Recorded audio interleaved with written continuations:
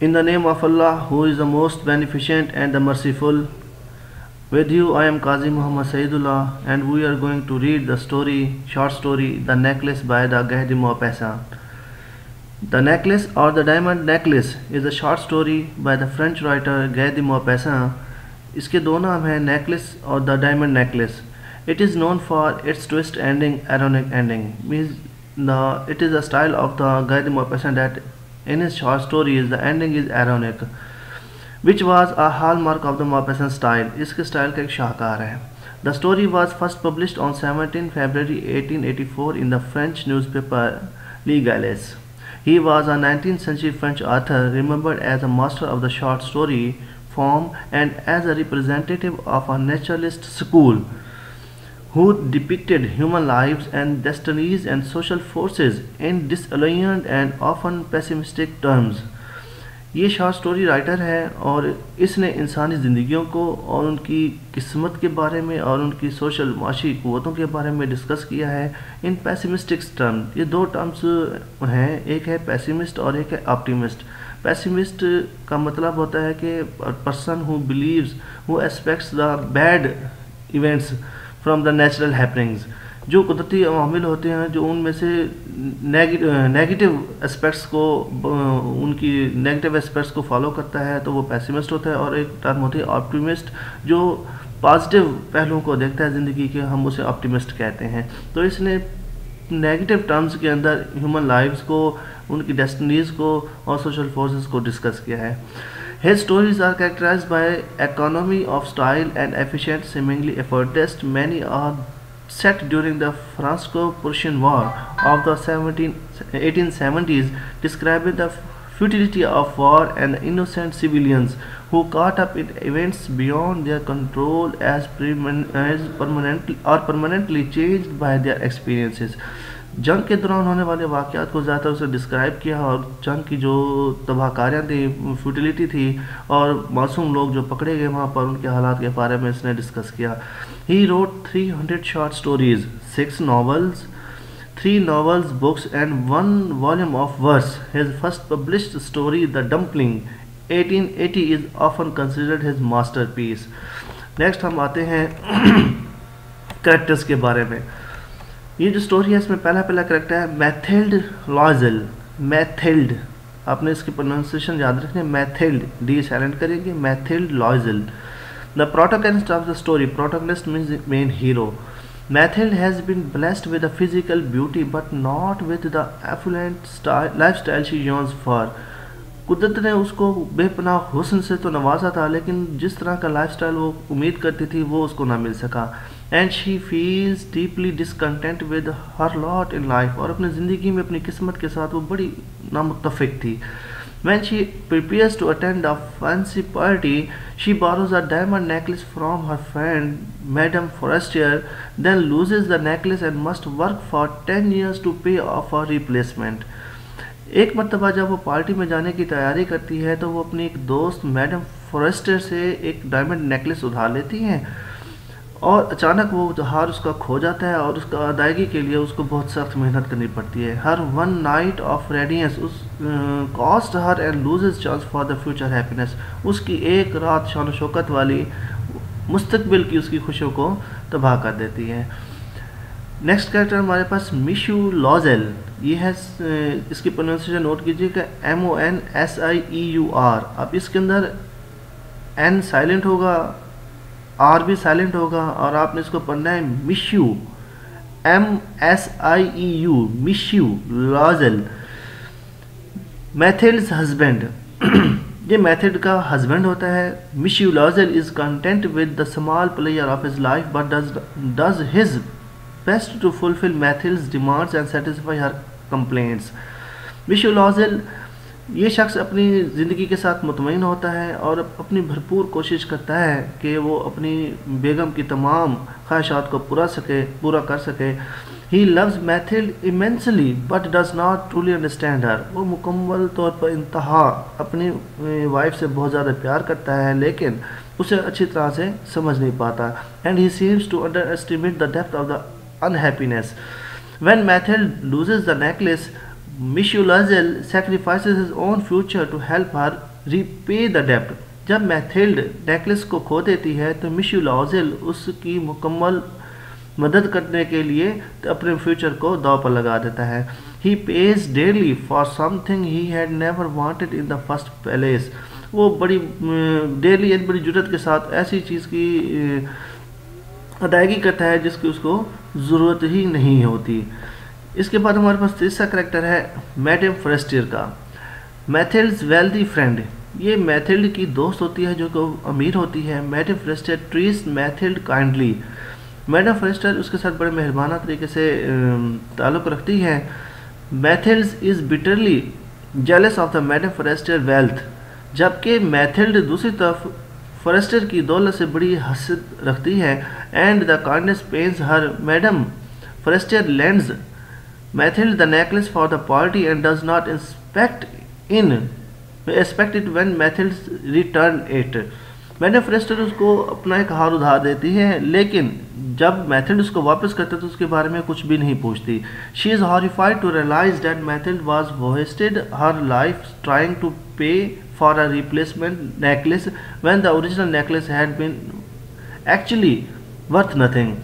वो इस बात को देखकर बहुत ज़्यादा खौफज़दा होती है कि मैथिल्ड अपनी तमाम ज़िंदगी एक नेकलेस की पेमेंट के लिए गुजार दी, जबकि वो नेकलेस किसी भी इतना आला कीमत का नहीं था। अब हम इसकी समरी को देते हैं नेकलेस को। Madame Mathilde Loisel has always imagine herself as an aristocrat. Madame Mathilde जो थी वो हमेशा खुद को एक अमीर जहर समझती थी। Despite being born into a family of the colours, इसके बावजूद कि वो एक कलर की ख़ानदान में पैदा हुई, which she deserves as an accident of fate, जो इसको किस्मत का चांस समझती थी, क्योंकि खुदा ने उसको बहुत ज़्यादा हुस्न नवाजा था और वो ख़ुद को एक बहुत मालदार औरत जहर करना चाहती थी। और जैसे कि वो एक पैदा हुई कलर के गरीब ख़ानदान के अंदर, तो वो इसको किस्मत का एक बहुत बड़ा हादसा समझती थी। Her husband is a low paid clerk who tries his best to make her happy but has little to give. उसका शोहर जो कि एक कम तनख्वाह पर काम करने वाला क्लर्क था, अपनी पूरी कोशिश करता है कि वो उसको खुश रखे, लेकिन उसके पास इतना कुछ नहीं होता कि वो उसकी ख्वाहिशात को पूरा कर सके। Still the young couple can afford the services of a young Breton girl as a servant. फिर भी वो जो नौजवान कपल होता है, मीन्स मैथिल्ड और मिशू लॉजेल उसका हस्बैंड, वो दोनों एक ब्रिटेन गर्ल को अपने पास एक खादिम के तौर पर रख लेते हैं। आफ्टर मच एफर्ट, काफ़ी कोशिशों के बाद, he secures for them an invitation to a ball sponsored by minister of education. Minister of education की तरफ से एक पार्टी की तरफ से दावतनामा वसूल करने में वो कामयाब रहता है। Madame Loisel refuses to go for she has nothing to wear and wishes not to be embarrassed। Madame Loisel जाने से इनकार कर देती है क्योंकि उसके पास पहनने को कुछ भी नहीं होता और वो शर्मिंदा नहीं होना चाहती। Upset at the displeasure, Loisel gives her 400 francs. उसकी इस बेचैनी को देखकर लॉजेल उसका हस्बैंड उसको 400 फ्रैंक्स देता है। All the money he had been saving to go hunting with his friends. ये तमाम रकम उसने शिकार पर जाने के लिए संभाल कर रखी होती है। So he can buy a dress, ताकि उसकी बीवी मैथिल्ड वो जोड़ा खरीद सके, कपड़े खरीद सके। Even after Madame Loisel does so, she is still unhappy because she has no jewels to wear with it. Madame Loisel कपड़े तो खरीद देती है, लेकिन वो अभी भी नाखुश होती है कि उसके पास कोई ज्वेलरी नहीं है उसके साथ पहनने के लिए। She spurns Loisel idea of wearing fresh flowers instead, but takes his suggestions to borrow some jewellery from her friend. Mathilde's अपने शोहर के आइडिया को, जो उसने उसको दिया था कि आपने फ्रेश फ्लावर्स सूट पहना है, लेकिन वो उसको इग्नोर करती है और अपने दोस्त से एक ज्वेलरी का सेट उधार ले लेती है। मैडम जेन फॉरेस्टियर, ये पूरा नाम है मैडम जेन फॉरेस्टियर, याद रखिएगा। अक्सर यहाँ पर जेन भी इस्तेमाल होता है, फॉरेस्टियर भी इस्तेमाल होता है, तो दोनों वर्ड एक ही करेक्टर के लिए हैं। She borrows the diamond necklace as her only ornamentation, सिर्फ अपने दिखावे के लिए वो एक नेकलेस उससे उधार ले लेती है। Madam Loisel enjoys herself at the ball, dancing with influential men and reveling in their admiration। Madame Loisel party के अंदर अफराद के साथ डांस करती है और अपनी दिखावा करती है। Once she and Loisel return home, जब वो और उसका हस्बैंड घर वापस आ रहे थे, though she discovers that she has lost Jeanne's necklace, unable to find it or anyone who knows where it might have gone, they resign themselves to buying a replacement. जब वापसी के ऊपर उसे एहसास होता है कि वो नेकलेस खो गया है तो उसकी पेमेंट करने के लिए वो क्या करते हैं, रिज़ाइन करते हैं. At the palace royal shop they find a similar necklace priced at 40,000 francs and bargain for it, eventually setting at 36,000. Palace alloys shop के ऊपर वो उस जैसा बिल्कुल हार ढूंढ लेते हैं जिसकी कीमत 40,000 फ्रैंक्स होती है और बहस मुबासा करने के बाद आखिरकार 36,000 के अंदर वो इसको ख़रीद लेते हैं. Loisel uses an inheritance from his father to cover half the cost and borrows the rest at high interest. Loisel अपनी विरसा में दी गई जायदाद को इस्तेमाल करते हुए अधिक कीमत अदा कर देता है और बाकी आधी कीमत बहुत ज़्यादा मुनाफे के ऊपर वो हार खरीद लेता है. Madam Loisel gives the necklace to the Jeanne. Madam Loisel ये नेकलेस जेन को वापस करती है without mentioning the loss of the original and Jeanne does not notice the difference. उसे ये नहीं बताती कि ओरिजिनल गुम हो गया है, जो असली हार था वो गुम हो गया, और जेन भी इस बात को नोट नहीं करती कि ये असली है या उसका पहले वाला हार है. Miss Loisel and madam Loisel lives in poverty for 10 years. अब मिस्टर लॉयजल और जो मैडम लॉयजल होती हैं वो बड़ी गुर्बत के अंदर 10 साल गुजारते हैं. With him talking on night, work as a copier to earn extra money and her sacrificing her beauty to household chores on her own. अब दोनों बड़ी सख्त मेहनत शुरू कर देते हैं. जो मेथड होती है सेक्रीफाइसिंग हर ब्यूटी, वो अपनी खूबसूरती को कुर्बान करती है और घर के काम करना शुरू कर देती है. While constantly bargaining with the colours and vegetable seller, जबकि वो मुसलसल तौर पर कलर के साथ और सब्ज़ी फरोशों के साथ बहस वैसा भी करती है. They give up their servant and have move to a poor apartment up many stair, और काफ़ी सीढ़ियों ऊपर एक बहुत ही गरीबाना हालत के अंदर वो अपनी ज़िंदगी गुजारते हैं. After all the loans paid of, जब मुकम्मल अदायगी हो जाती है, उधार हो जाता है, madam Loisel encounters Jeanne on the Champs Elysees. Madame Loisel Jeanne को, जेन फॉरेस्टर, देखा अब यहाँ पर जेन का लफ्ज़ इस्तेमाल, जेन फॉरेस्टर को चैम्पिस एलाइसिस के अंदर मिलती है. But Jeanne barely recognises her due to her shabby clothing and unkempt appearance, लेकिन जेन उसकी बुरी हालत की वजह से उसको नहीं पहचान सकती. Jeanne is also accompanied by her young daughter, उसके साथ उसकी छोटी बेटी भी होती है. Of which little mention is made except by the inference as the Loisel have no children, जैसे कि लॉयजल के पास कोई चिल्ड्रन नहीं होते इसलिए उस बच्ची की तो भी अहमियत नहीं जाती. Madam Loisel tells Jeanne's about the loss and replacement of the necklace and of the hard time she had endured on the Jeanne's account. Madam Loisel फिर अपनी बात का इकरार करती है कि उसे नेकलेस की अदायगी करनी पड़ी और ये सब कुछ, ये सख्त ज़िंदगी के लम्हात जेन की वजह से बर्दाश्त करने पड़े. शी ब्लेम्स हर, और उसके ऊपर इल्ज़ाम भी लगाती है फॉर्मर फ्रेंड, अपनी साबका दोस्त के ऊपर, for the past miserable 10 years के वो पिछले 10 साल उसने बड़े दुख में गुजारे. और इसका ये तमाम का तमाम इल्ज़ाम क्या दे देती है, फॉरेस्टर को दे देती है. जेन रिवील्स, जेन ये बात ज़ाहिर करती है that the necklace she lent to madam Loisel, जबकि जेन ये बात जाहिर करती है कि जो नेकलेस मैंने तुम्हें दिया था हैड कंटेन फेक डायमंड्स, उसके अंदर तो नकली हीरे लगे हुए थे. And was worth no more than 500 francs, और वो 500 फ्रैंक से ज़्यादा नहीं था. ये है ट्विस्ट एंडिंग, जिसके अंदर बड़ी आयरॉनिकल एंडिंग हो जाती है कि एक वो नेकलेस जिसकी कीमत 500 फ्रैंक से ज़्यादा नहीं थी और मैथिल्ड उसकी पेमेंट 40,000 में जो मिला और 36,000 के अंदर उसने बहस करने के बाद ख़रीद लिया दुकानदार से. वो पूरी ज़िंदगी अपनी मेहनत करते हुए वहाँ पर गुजार देती है, 10 साल ज़िंदगी के वहाँ पर गुजार देती है, और ये जबकि नेकलेस उस वैल्यू का होता भी नहीं है. ये ट्विस्ट आ जाता है यहाँ पर, और ये हमारे पास गैरी परसेंट का स्टाइल है.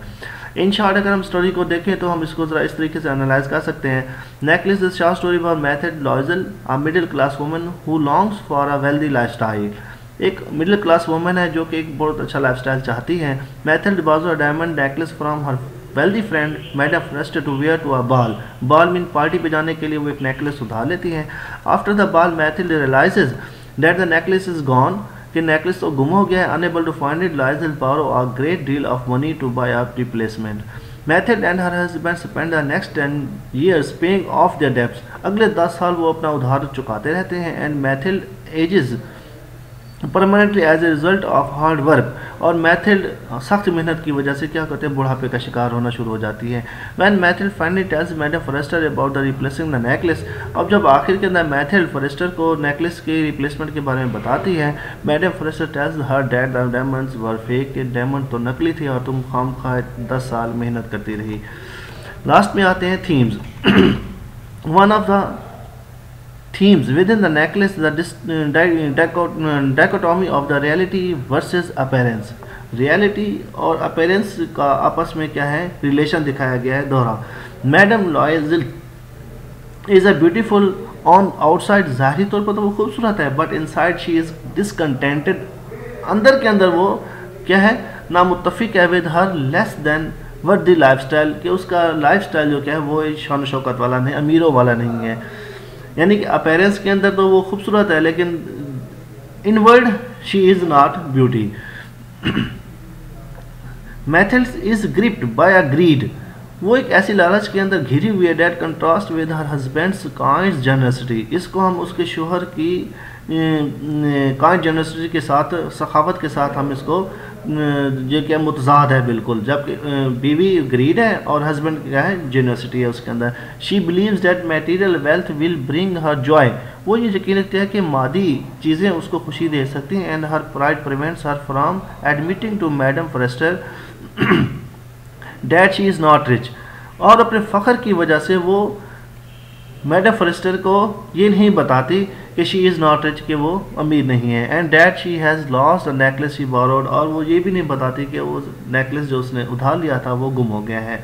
Because of her pride and obsession, इसी फ़ख्र की वजह से विद वेल्थ दौलत के साथ, Mathilde loses 10 years of her life and spends all of her savings on replacing the necklace, वो ज़िंदगी के 10 साल क्या कर देती है, ज़ाया कर देती है। Only to find out that the original necklace was a fake to being with a falsely wealthy appearance, just like the Madame Loisel herself. The story demonstrates the value of the honesty. यहाँ हमें honesty के बारे में पता चलता है। If Mathilde had not told the truth, यानी कि अगला थीम हमारे पास आ गया truth, कि अगर वो सच का इकरार कर देती उस वक्त to Madame Forestier, she would likely have been able to easily replace the necklace and enjoy the prosperity she wanted but never had.